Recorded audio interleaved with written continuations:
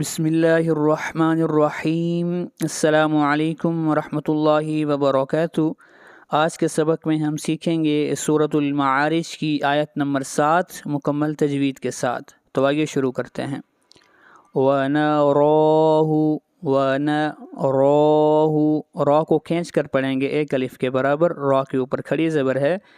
وَنَرَاهُ وَنَرَاهُ قَرِيبًا، قاف حروف مستعلیہ میں سے ہے، قاف کو موٹا پڑھا جائے گا اور حروف مستعلیہ 7 ہیں: خا، صاد، ضاد، غین، طا، قاف، وا۔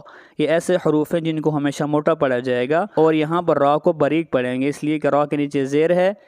وَنَرَاهُ قَرِيبًا، وَنَرَاهُ قَرِيبًا۔ یہ تھا ہمارا سبق۔ اللہ حافظ۔